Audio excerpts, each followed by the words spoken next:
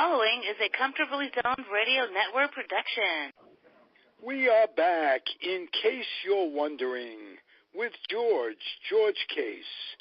I'm Ralph Tycho of the Comfortably Zoned Radio Network, and we've got a full panel of folks and a guest to talk to George Case. Here he is, the man himself, George Case III. Thank you very much, Ralph. And what I'd like to do, I'd like to introduce a couple people first. David Hubler, who's the author of The Nats and the Grays. David and I work together. I provided him with some information for his wonderful book on World War II baseball in Washington. Alan Blumpkin, our resident baseball historian, who is so knowledgeable about baseball history, and we always enjoy having Alan every week.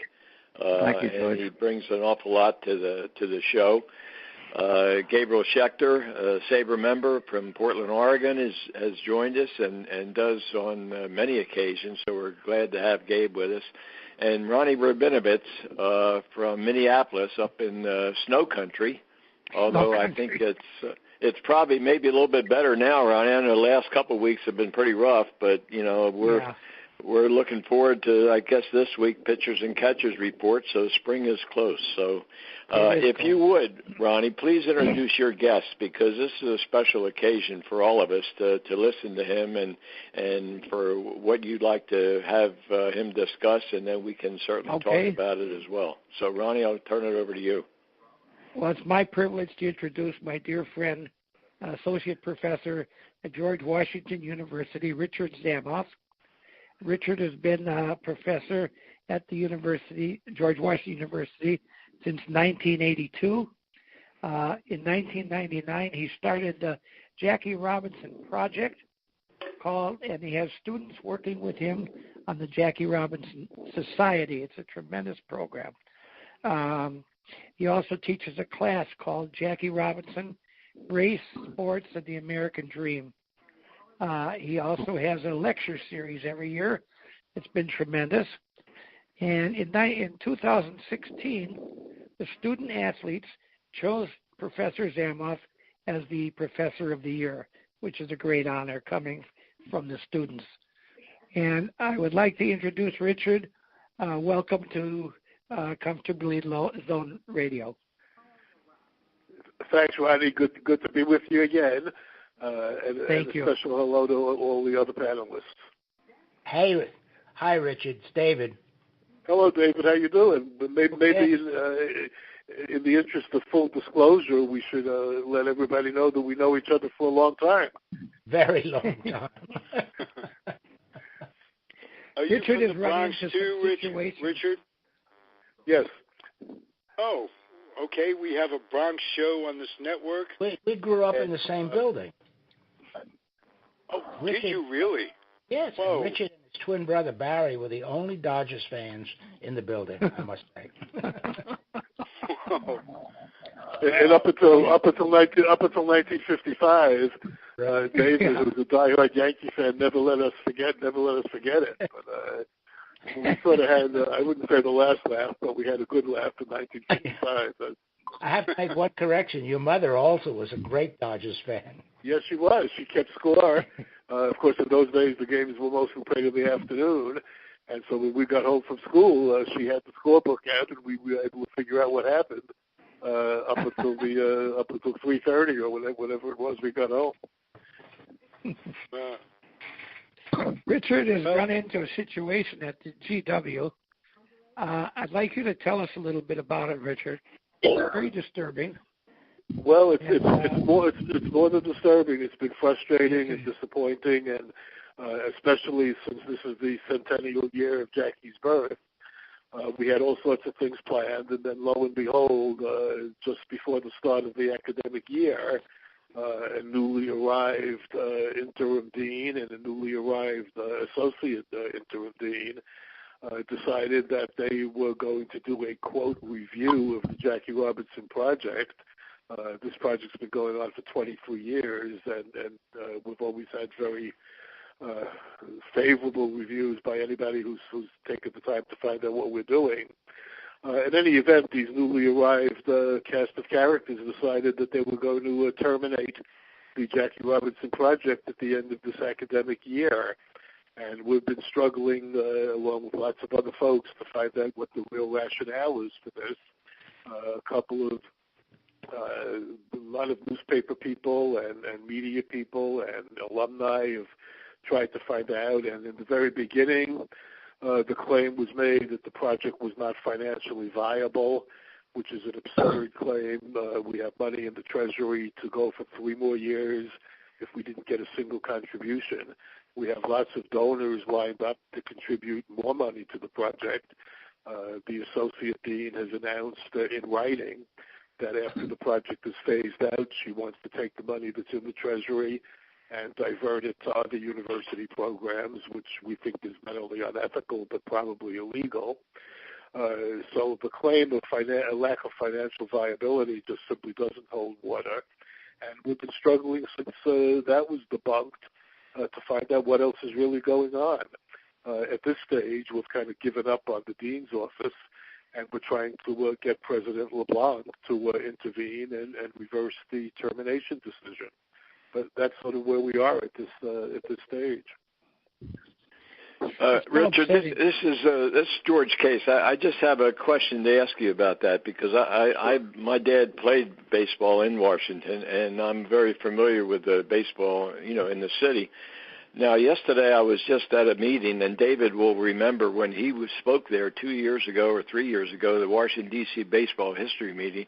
And, there was a gentleman I met named Jimmy O. Williams, and I don't know whether you know him, but when I talked to Jimmy, and he was one of the, panelists, he had a Jackie Robinson lapel pin, and he's very active in the D.C. community. Now, I also did some work at one point with Howard University Hospital, and as you know, Howard University Hospital is built on the site of Griffith Stadium. So, sure.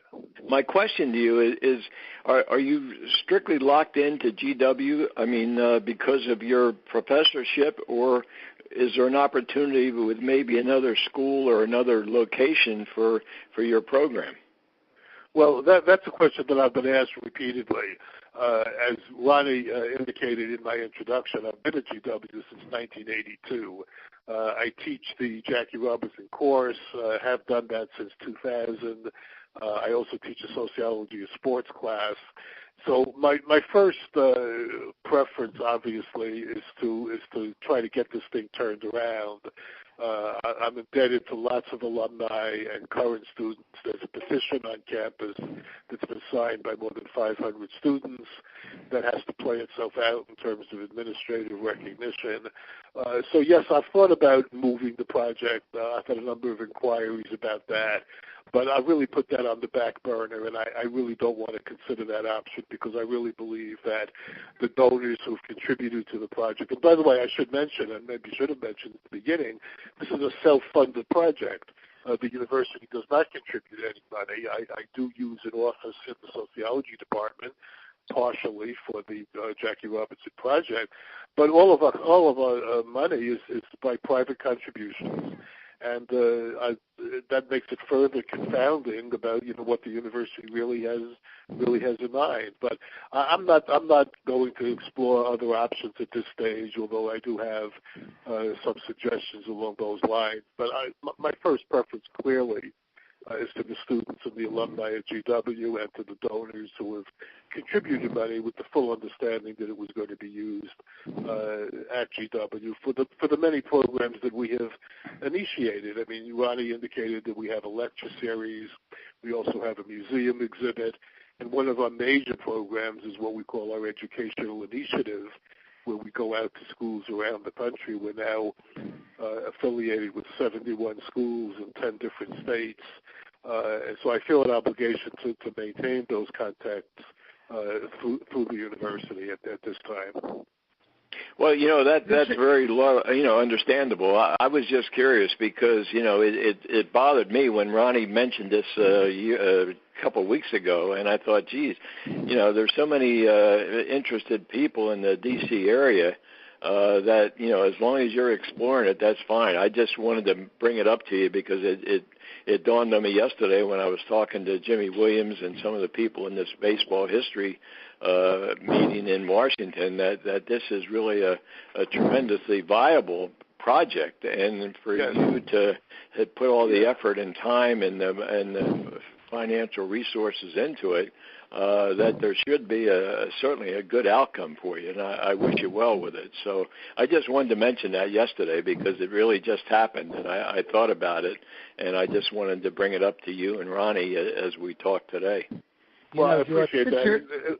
Yes, go ahead. I'm sorry. I'm sorry. One of the things you'd be most interested in, George, having such a baseball background, is each year one member of the George Washington baseball team is selected as the person who most embodies the spirit of Jackie Robinson. And it's a wonderful presentation. I've been to several of them. The parents come from wherever they live, and really quite a nice honor for that particular school. Yeah, I would think so, David. Thank you for bringing that up. That is a wonderful honor for a ball player at GW to be honored that way. And Richard, I wanted to ask you also.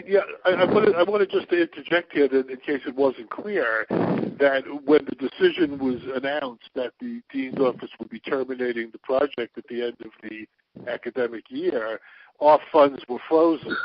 So we have not been able to put on a single program since last year because we cannot do that. Now, the dean's office has said that they would unfreeze some money, but only under the condition that we submitted a plan to phase out the project. And I've told them that under no condition will I submit such a plan. So we're in sort of that kind of holding pattern.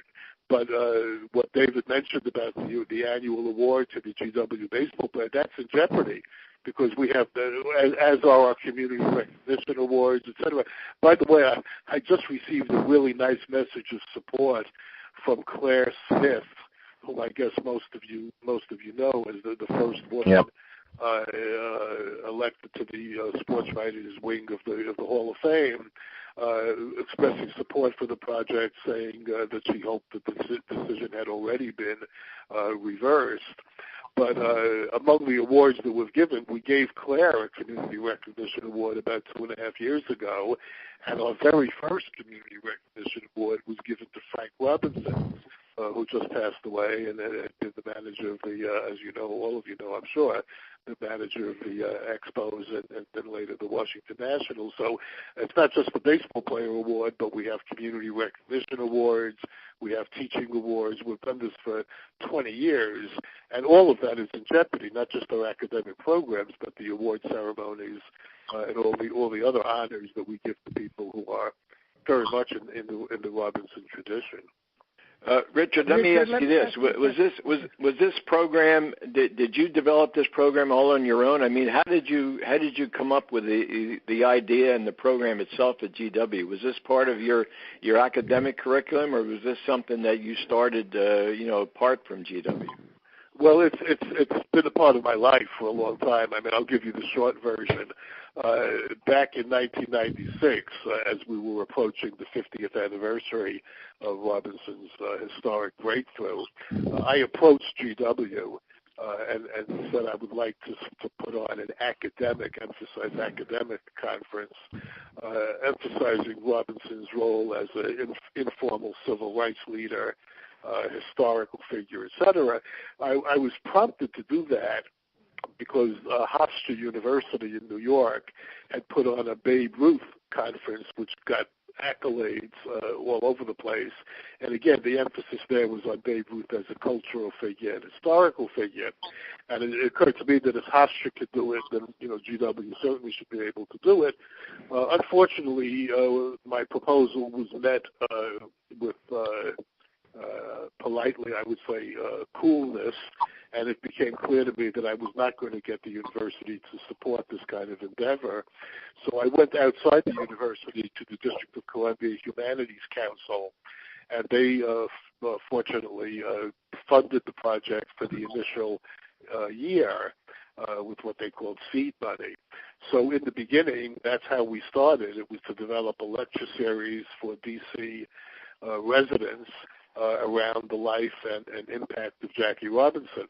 I, of course, have been interested in this for a long time. My field of study is sociology, but I've always been interested in the relationship of sport to society and in cultural significance of sport, and the almost total exclusion of most educators most so-called educators, paying any attention to some of the really important historical figures like Robinson.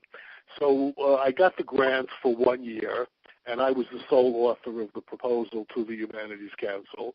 The sociology department made me the director of the Jackie Robinson Project, and we began with a very, very modest budget, and when that money ran out, the Humanities Council encouraged me to continue the project with the support of the university. Well, the university wasn't providing any financial support at the time, so I started raising my own money and mostly using lots and lots of colleagues and friends, mostly outside of GW, who came to the campus and gave guest lectures, and they were panelists in my classes and so on. And so for about 3 or 4 years, that project was essentially run on a volunteer basis.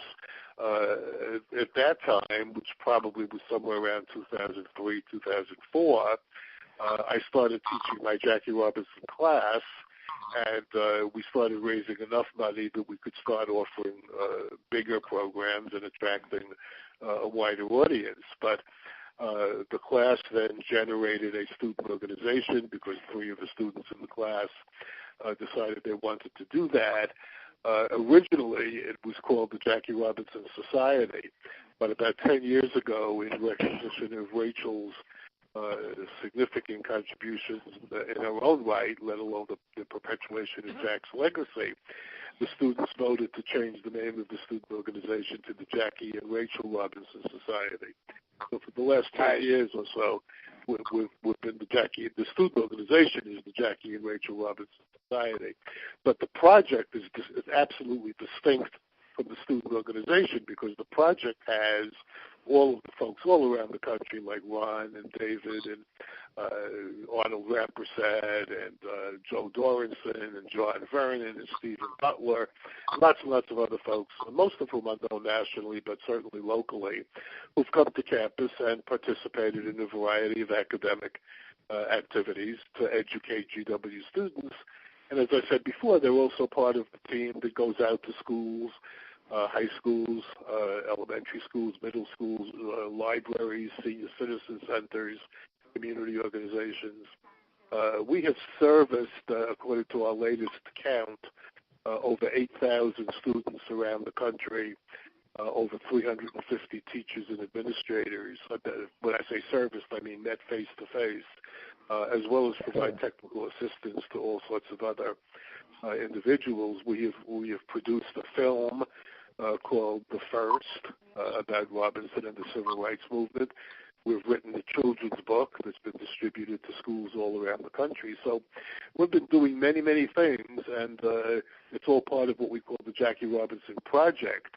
A couple of the deans at GW, the 2 in question, suggested, and it's kind of ludicrous to even make the suggestion, that this entire project be turned over to the student organization, and that the entire activities, all the things that I just mentioned, would somehow be picked up and executed by these undergraduate students who, although they're terribly committed, have had 1 class in Jackie Robinson, and it just seems to me ludicrous that suggestion would even be made. I mean, as much as I think of all the students in the society, and I know that their commitment is real, it's only after they've been around the organization for several years that they are, academically equipped to participate in all of these site visits and other kinds of things. But that in a nutshell is how the project got started and how it sort of got to the point that it is right now.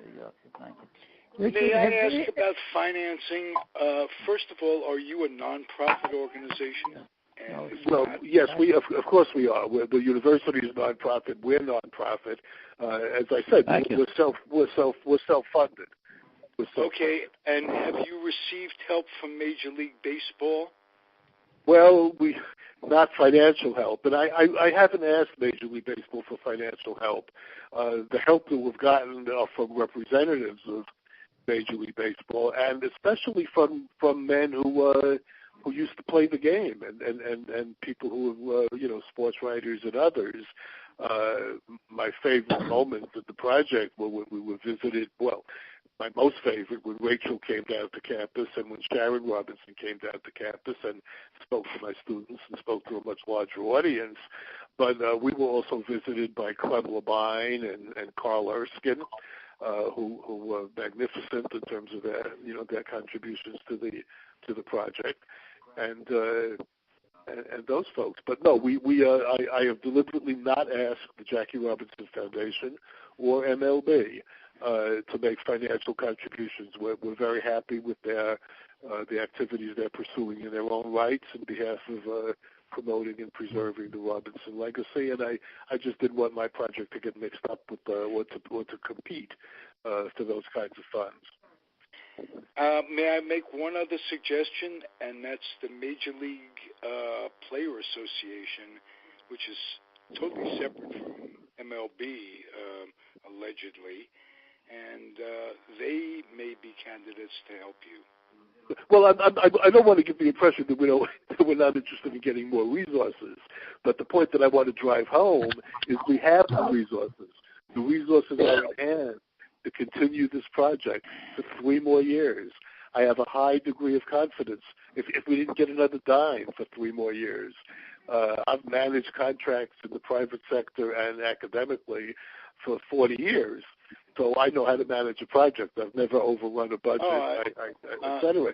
But we really do not need the money at this stage, and I'm confident that we would get additional donors as we have, as long as this project continues. What's mystifying to me is why the administration at GW would take the stance that they have, at least the dean's office. I really should emphasize that what's most mystifying is how 2 interim administrators can foist their will on an entire university community. That's why we're trying very hard at this stage to get the president of the university to become involved and reverse the decision. I have a letter in my file from the previous president of GW, whose name is Stephen Knapp, extolling the virtues of the project, saying in writing that we're a credit to the university, that he's proud of us for educating the campus about Robinson's life and legacy. So I am totally mystified. What has we've been going for 23 years. I do not understand what happened in the last 12 months that nobody seems to be able to identify. Richard, let me ask you this.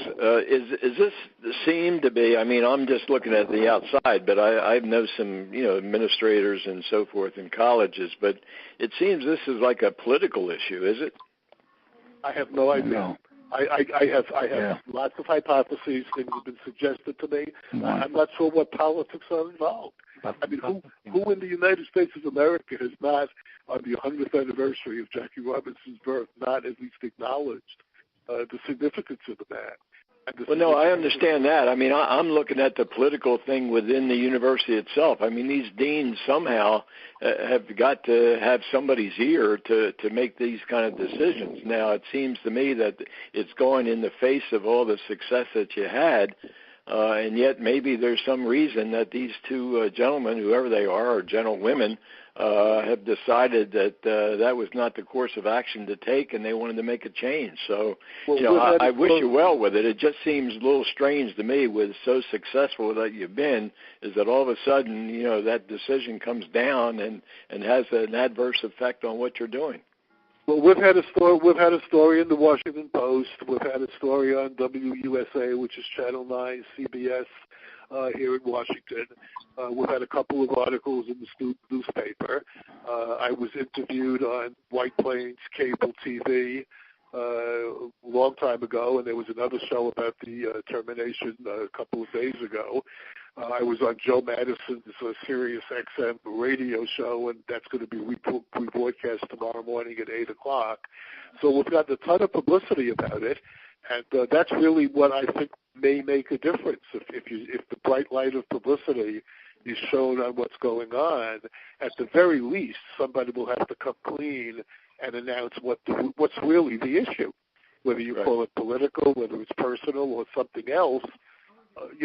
What's going on, and without emphasizing, and I don't really want to make this exclusively a racial issue, there's absolutely no question that the people who are going to be most damaged by this are the underserved communities around the United States that we would otherwise be visiting, many of whom are students of color, et cetera. Now, that's not by any means our exclusive audience, but there's a dimension to that which really is very, very troubling to a lot of folks. But again, I'm not, at this stage, I am not interested in speculating what the real motivation is, except that I think somebody ought to come clean and say what it is, because it's not been made public so far. And the issue of turning everything over to the student organization is absurd. The issue that we have no more money or that we'll run out of money very quickly is absurd. And there's nothing else that's ever been stated publicly as a rationale for the decision. And believe me, that question has been asked by every journalist. Dave Zirin did a really good column about this quite some time ago. There's been an article in Sabre, in the Baltimore chapter has run an article about this. So there's been a ton of publicity, and we're just hoping that if it accentuates, that President LeBlanc will decide to step in and do the right thing. do Richard, you think your problems are in any way analogous, an analogy in any way to the current administration? I don't think so. I would be surprised. I mean, nothing surprises me anymore about all of this, but I would be surprised if that was in any way connected. There may even be a dimension, believe it or not, and as ludicrous as it would seem to those of us who are convinced of the relevance of studying sports sociologically or historically, there may even be an attitude in some quarters that if we're honest enough, we would have to admit still exists, that an athlete, even a Jackie Robinson athlete, is not studying him and talking about him is not academic enough or intellectual enough to be pursued academically. Now, we're talking about a very small amount of money.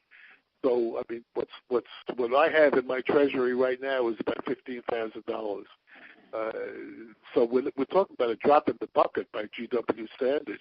By the way, I just want to say for the record, to illustrate how asinine all of this is, my first meeting with the interim dean, and I've only had two, when she indicated that it was her expectation the project would be phased out, and I told her that was not going to happen. I asked her, why does she think the project is not viable? And she said, and this is a direct quote, because our development office and our dean's office has looked at your list of donors, and we don't recognize any of the names. And besides, you don't have any large donations. End of quote. I found that a particularly absurd comment in the light of the last political campaign, regardless of what one's politics are. Is one going to claim that the Bernie Sanders campaign was less relevant because he had a lot of $100 donations? I said to the dean, if the Koch brothers or Sheldon Adelson or Mark Cuban kicked in some money, would you then think more of the project? I don't recall her answering that comment. But, well, you made a good point, Richard. You made a very good point. Yeah. So Right. What is the president's stance on this, Richard? We don't know. President LeBlanc, there have been lots and lots and lots of messages and letters written to President LeBlanc. All of them have been kicked back to the dean's office for response. This is the same dean's office that made the original decision, and the response is a boilerplate form letter response that says something like, we've carefully considered this. We know that Jackie Robinson is a wonderful human being. There are other things going on at the university that celebrate civil rights. End of story. I mean, these are dismissive, non-responsive, callous letters, and they're being sent to the same people who made the original decision. So at some point, we're hoping that the cumulative effect of this, and I've urged people to continue to call and to write, that at some point President LeBlanc, and I understand he's got a full plate, lots of other things going on around the university, but and I don't expect everybody's priority to be mine, but at some point for the good of the students, the good of the university, the good of the communities all across the country that would be missing out if this project does not continue. Now the dean's office keeps saying, well, we're not touching his course. We're not challenging the Robinson course. We're not challenging the student organization. It's just the project that we're eliminating. Well, the course serves 30 students a year. As I said before, the student organization are people who've had one class in Robinson and will be graduating next year or the year after. It's the project that has the educational initiative, the lecture series, the museum exhibit, the film, the book, etc. That's jeopardizing 98% of what we do. So have you found a way of getting your course on the internet and promoting it that way? Well, I guess we could try that. That conjures up a memory of several years ago when the GW Office of Technology, or whatever it's called, visited me and asked me if they could film the class and then put it on in their catalog as part of their distance learning program. Well, I'm not an attorney, but the first thing I said was, well, my class has a lot of guest lecturers. They're coming in and they're giving their thoughts. They spend a lot of time preparing their presentations. You're going to take their guest lectures and put it on and sell it around the country, and GW is going to make bundles of tuition. What kind of royalties are my guest lecturers or panelists going to get? They said, we'll take that back to the attorneys, and they never got back to me. So I'm not sure what the implications are of doing something like that. My main concern would be the people who put in their time and then sometimes traveling at their own expense, by the way, staying with me instead of staying in a hotel or staying with friends or whatever. I'd like to see people get their just due if they're participating in a class, whether it's on the internet or elsewhere. I mean, if the university is going to clean up on the tuition, there should be at least some sort of equitable distribution of resources, as they say.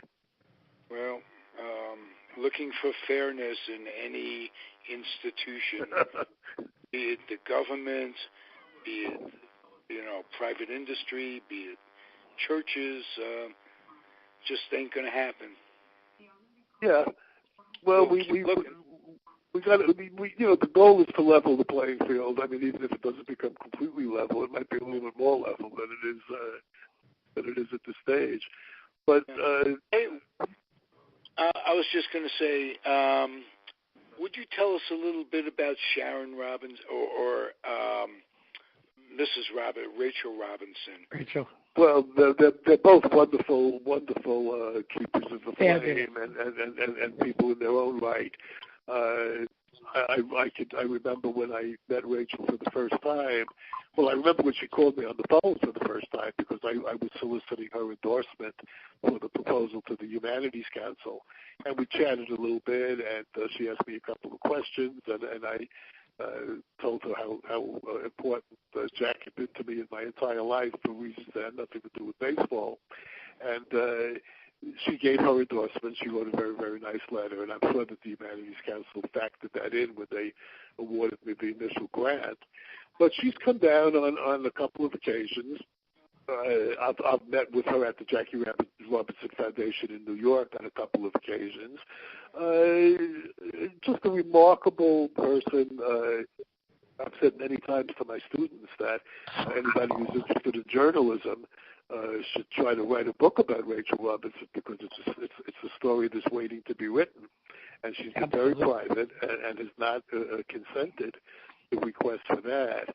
I'll tell you really quick a couple of stories about Rachel that stay in my mind. She came down to the Library of Congress a few years ago. The family was donating some of their private papers, including some personal letters that Jack had written to the family and that they had written to him. She was donating those to the Library of Congress. And the person at the library who was sort of honchoing the meeting introduced her, and after the luncheon asked her to say a few words, which she did. And then somebody from the audience inquired about whether Rachel was taking any questions. Well, that really wasn't on the agenda, but she was nice enough to say that she would. And the first question was, all these letters that you're donating to the Library of Congress, some of them really personal, and they were all written in 1945, 46, 47, 48. How did you know to save those letters for all these years? And without blinking an eye, she said, "Oh, Jack and I always knew that what we were doing was bigger than Ebbets Field."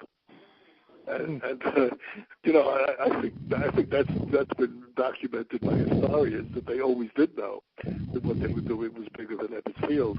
The other little story, I'm sorry, go ahead. No, I was going to say Ronnie Rabinovich has a story about Martin Luther King in reference to how big Jackie was in the civil rights movement. Ronnie, if you would. Yeah, I was interviewed by Larry King in Los Angeles a couple of years ago, Richard. And Larry King told me the first time that he had interviewed Martin Luther King, he introduced him as the founder of the civil rights movement. And Martin Luther King stopped him and said, "Larry, I have to correct you. I'm not the founder. Jackie Robinson was." Pretty amazing. Yeah. Yep. Yeah. Nice. Don Newcomb said essentially the same thing, that King had told him that Robinson was out there. King was about 15 years old when Robinson arrived at the National Scene. Right. Let me quickly tell you the other Rachel story, which is fascinating. Several years ago, a couple of my students were doing a term project, and their topic was women in Jackie Robinson's life. So, of course, they were writing about his mom, and they were writing about Sharon, and they were writing about Rachel. And they asked me if I could set up an interview for them with Rachel Robinson. Well, I told them that I'd be happy to try, but I said it's very unlikely that she's going to be available or whatever. But lo and behold, I called the foundation, and the foundation checked with her, and she said she would be willing to be interviewed. And I sent the message to her: Would you like the students to submit the questions to you in advance? And her response was, "Oh, no. I want this interview to be spontaneous. They'll get much more out of it that way." So they went ahead and they did the interview, maybe a Thursday night. And about 11:30 or 12 o'clock, close to midnight, I get a phone call from one of the students. She couldn't wait until the next morning to tell me they had just gotten off the phone with Rachel Robinson, and instead of giving them 15 minutes, which is what she had agreed to, she kept them on the phone for about half an hour, asking them questions about what they were majoring in and how they enjoyed the course about her husband, and if they studied about the times in which he lived, as well as about him. It was just a really heartwarming exercise. Yeah. And when I've seen her in person interact with lots of audiences, she has that rare quality of listening to a question, which I'm sure she's heard hundreds of times before, but making the questioner feel as though it's the first time that anybody's ever asked her that question. I find that a wonderful quality for anybody. She's an amazing lady. Amazing lady. And by the way, we've gotten the message of support from Rachel and Sharon about what's going on at GW. So I would just throw that in. I'd like to hear from some of the panelists that we haven't heard from. Alan Blumpkin, is there anything you'd like to say or add? No, I just want to wish you good luck with that. And I also want to say a couple of words about Frank Robinson, the other Robinson who passed away a few days ago. That I think he was direct heir of the values that Jackie Robinson displayed during his playing career. Frank was a very, very hard-nosed competitor, played the right way, and when he was managing, even though he managed teams that were not very good, he tried his best to have them play the way the game is supposed to be played. Thank you. Right. Did anybody hear or know about the story when Frank Robinson was managing the Orioles, and he took over the team after they had lost like the first 6 or 8 games of the season. No, it was 21. They ended up losing the first 21. Yeah. And along the way, he got a phone call from President Reagan, and Reagan said something like, Frank, I know what you're going through. And Robinson is supposed to have said, excuse me, Mr. President, but you have no idea.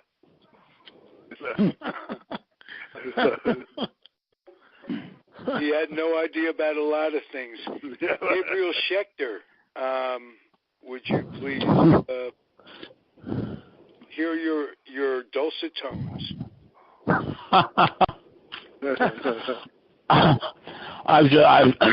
Pardon me. I've been just fascinated by all of this, and the professor's problems seem so absurd. And I'm just wondering what else you can do. Can some of your donors exert pressure, or well, the donors, some legal action about how their donations are being utilized or not? Well, they're not being utilized yet. There's the threat that they will be used for something else, and they will be writing to the dean saying that they want to make additional contributions to the project, but they want written assurance that the contributions will be used exclusively by the project. It will be interesting to see what response that gets. But everybody within the sound of my voice, and Ronnie, of course, has already done this, but everybody else would be extremely beneficial to communicate with President LeBlanc and let him know what your thoughts are, and any other audiences that you have access to through social media or elsewhere. The more communication that gets there, the better it is. We have a video which has already been produced. We're trying to get a couple of nationally known figures to appear at the end of the video, urging people to communicate with President LeBlanc. And so when that hits social media, we hope it has. I mentioned Claire Smith a few minutes ago. We got President LeBlanc got a letter about a week ago from Ralph Nader urging him to reverse the termination decision. So, it's our hope that we'll get some folks known both nationally in a political sense, in a citizen activist sense, and from the world of sports, journalism, and otherwise. But again, the more communication with the President's office, the better our chances. George Case. George Case. Yeah, I just, I wanted to echo, comments I made before. I mean, I think it's certainly definitely a worthwhile, and I wish you the best, Richard. It just astounds me that this could be happening, especially, on this date of 100 years of Jackie's birth. Right, I mean, right. To me, it's an incredible irony that they would look to terminate this wonderful program. Based upon whatever the considerations are, but during this particular year in question. So, and I wanted to ask Ronnie, I know this probably has an impact on you too, because you do such a wonderful job in presenting the Jackie Robinson story to all these youngsters in baseball. Mm-hmm. I'm sure that this is a touching moment for you to know that this is going on. I know. It's been very disturbing to me. It's a tremendous program. I've been fortunate to be part of the panel for several years now, and I've seen that the response from the students and the people that are in the audience, that they just eat this up. They love it, and they're very more interested in going further with it. It's been so wonderful. And then the outreach of other schools and things like that, what I've received here in Minneapolis has been tremendous response. As you know, I work part-time for the Minnesota Twins, and they have tour groups that go through Target Field, and I speak to the teachers and the students, and I'm there about 25 times a year, and it's a tremendous, they love it. They all request this. It's a part of the tour that is additional cost, and almost all of these students are requesting it. So it shows not so much about me, but how much they're interested in this subject. Hey, Richard, may I ask you about your love of the Dodgers and your first game that you remember attending at Ebbets Field? Okay, the first game I remember attending was when my brother and I were invited as part of the Jerome Avenue Little League to appear on Happy Felton's Knothole Gang in a game against the St. Louis Cardinals. And we were fortunate enough to meet Duke Snider and Jackie Robinson on that local right field foul line. So that's my first memory. Of course, we went living in the Bronx. We saw them play at the Polo Grounds much more than we did at Ebbets Field. But we went about 5-6 times a year to the Polo Grounds and maybe 3 times a year to Ebbets Field. And, we sort of grew up in a family that was politically conscious or socially conscious, but managed to convince us that the Dodgers were the only possible team to root for, although nothing was ever said. I've spoken to my brother about this many times. We have no recollection of the word civil rights or racial justice or anything mentioned, but we got the message loud and clear that there was something about the Dodgers that made them the only possible team to root for. As I got older and academically involved, the connection between sports and society was so evident to me that, and then again later between race and sports, that it just seemed incredible to me that people like Arthur Ashe and Billie Jean King and Robinson and Joe Louis and Tommy Smith and John Carlos, and the list goes on and on and on, weren't part of just basic education. And the comment that I've heard from several people who probably should know better is, wasn't he just a baseball player? And I've heard that from people at George Washington University at levels higher up than should be the case. And when we go out to schools, I was just listening the other day. There was a taped interview. I went to a school in Westchester County with 2 of my students, and we were interviewed on one of the programs. And the host of the program asked one of my students what they are impressed by, and the student said, well, when we go out and see the faces of these kids, and we tell them about what Jackie Robinson did after baseball, the astonishment, the interest is so profound.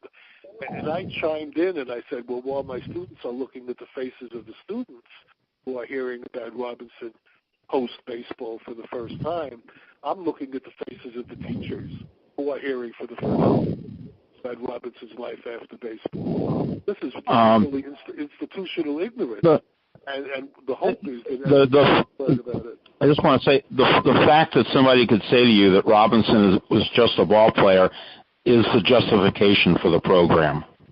Well, I'm going to go back to that very first meeting I had at George Washington University trying to get them to put on that 1996 conference.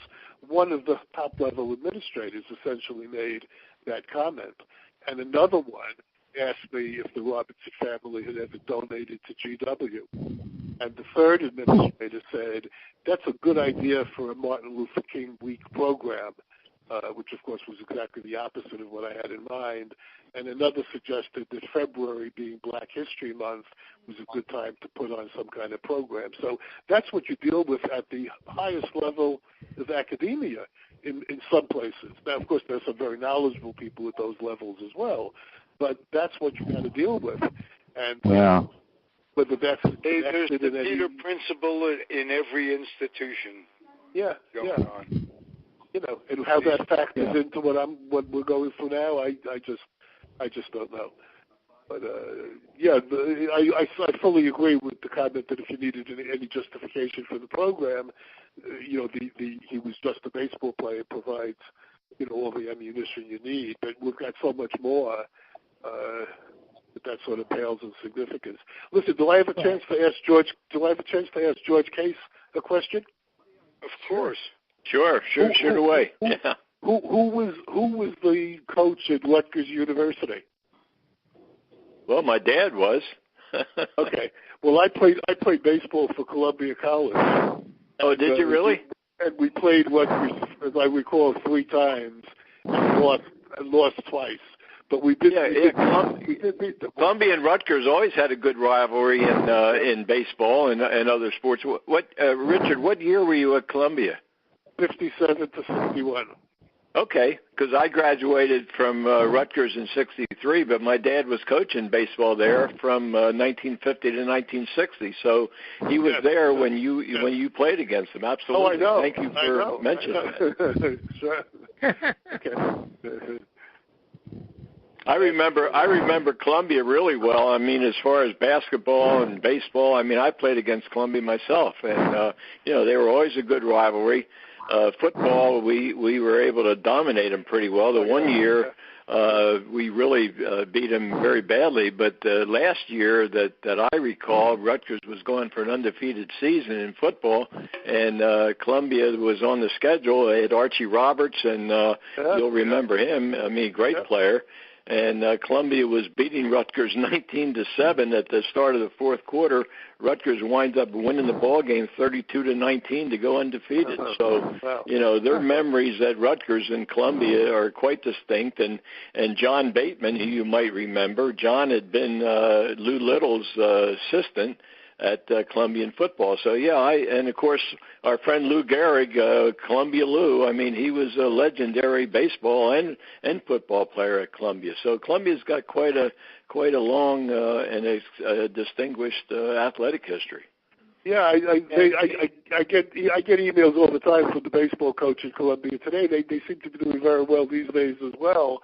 When I was there, we played in what was called the Eastern League, and Army and Navy were in the same league. And I remember Joe Bellino was playing for Navy at the time. Yes, Navy, you're right. He was. They both had it, and I know we would step up when I was at Rutgers. They didn't play the schedule that they play today, but they would step up occasionally. I mean, most of it was Ivy League, but they would step up occasionally and play, Army and Navy and that kind of thing. And so it was a very good rivalry. But Columbia always had some very, very good athletes. Matter of fact, one of my fraternity brothers, who you might have known, but Bob Naso was the football coach at Columbia, and Bob had been a player at Rutgers and an assistant coach, and then he became the head football coach, which was a little bit frustrating because, as you know, Columbia hasn't done extremely well in football. Some other sports they have, but football has been difficult for them. Yeah, well, I was a classmate. Actually, I was 1 year ahead of Billy Campbell, who went on to coach Columbia and was a very distinguished alumnus. And I'm trying to remember who was. I don't recall it. Russ Warren was a Columbia baseball player, and he went on to be the physician for the New York Football Giants. Oh, is that right? Years. Okay. Mm-hmm. Yeah. I remember. I know we're getting away from our subject, but I remember going to some Rutgers Columbia football games at the old stadium. What was it called? Baker Field. Baker Field. Yeah. Yes. Yeah. And I think the baseball, if I remember correctly, wasn't the baseball field near there? It was right. It was the adjoining field. Yes, sure. Okay, because it was right along the river, I think. Right. You hit the ball over the center field fence, which was only 325 feet. Yeah. And it went, right. Okay. Went the water. I just wanted to see if my memory was correct. I mean, it's a long time ago, but yeah, I certainly do remember that. So I appreciate you bringing that up. Thank you. All right. Was Eisenhower not the president of Columbia at one time? Who? Yes, he was. He was, right. You're absolutely right, Ralph. He was the president of Columbia before he became president of the United States. I think when he came back as general of the Army and retired, he was president of Columbia University for a year or two before he went into politics. Well, then I have a story to tell. Columbia played Army in that very same Baker's Field that you guys are talking about when I was a kid, and Eisenhower was president. And Eisenhower comes in for a game, and spends one half on the Army side and one half on the Columbia side. And it was said to be, when Eisenhower was elected president, it was the greatest day for Columbia. and the worst day for America. But as in revisionary history, Eisenhower looks like a tremendous president. Right. Alles is relative. Yes, right. Yeah. So, Richard, this has been fabulous. I wish you the best of luck, And, so do I, Richard. It's just a travesty. It's ridiculous. Absolutely. Well, again, at the risk of being redundant, pick up the telephone, make a phone call to 994-6500. That's the blog's number, or an email to president at gwu.edu, and let him know that you have confidence that he'll be on the right side of history, or whatever. Right. Anyway, it's always good talking to you guys. I enjoy it a lot.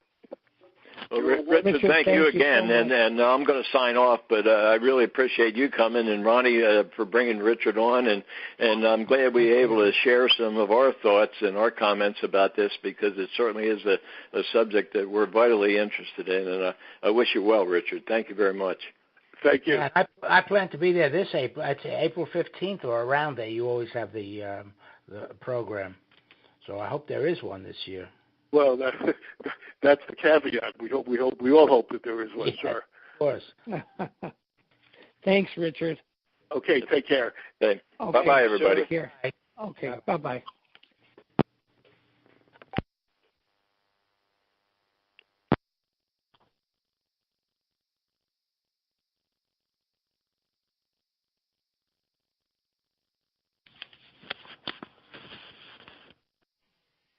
The proceeding was a Comfortably Zoned Radio Network production. Thank you for listening.